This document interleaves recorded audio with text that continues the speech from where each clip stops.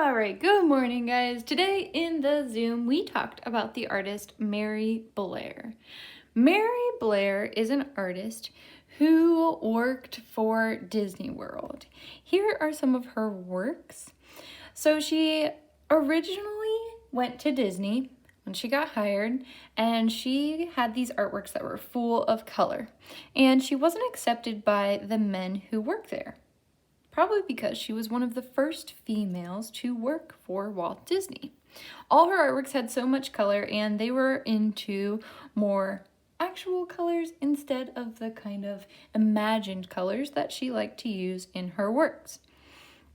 You can also see that she created a lot of castle-like drawings.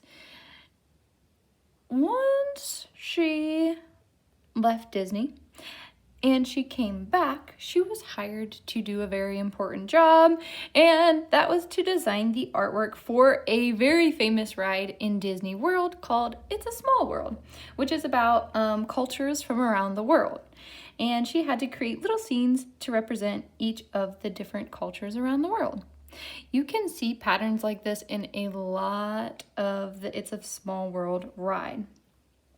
So we today are going to be creating a castle drawing. Here is one of my examples of a castle drawing that I did earlier. She also uses a lot of geometric shapes. Geometric shapes are shapes like squares, rectangles, triangles, circles, and ovals. Those are geometric shapes, anything that has a name. What is not a geometric shape is organic shapes. And organic shapes is something like this. Kind of like a blob shape, or if you're trying to draw something like that, those would be organic shapes. Today, we're sticking with geometric ones. To get started, you're gonna need a pencil, but I'm gonna draw in Sharpie so you can see what I'm doing. You're gonna draw rectangles across your paper at varying heights. And you don't want them to be too skinny. I would say 3 or at least 2 fingers wide when you go to draw them. And they should share a side.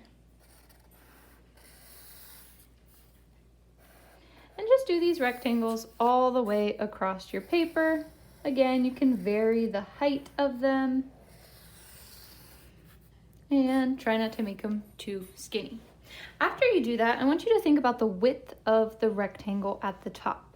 We want to create squares going all down the rectangle.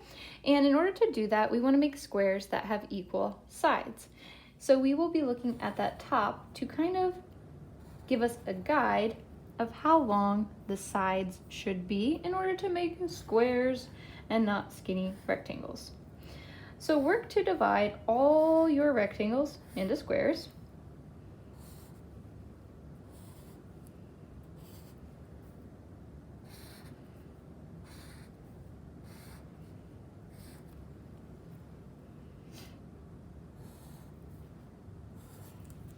Just like I have done here.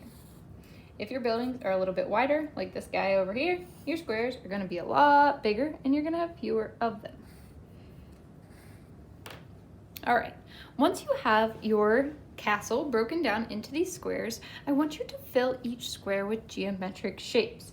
Keep it simple though. You don't have to overcomplicate the designs inside of here. You could just simply put 2 halves of a circle on a square. You could put 2 triangles with a triangle inside. You could just put a circle with a line through it. Keep your design simple and geometric.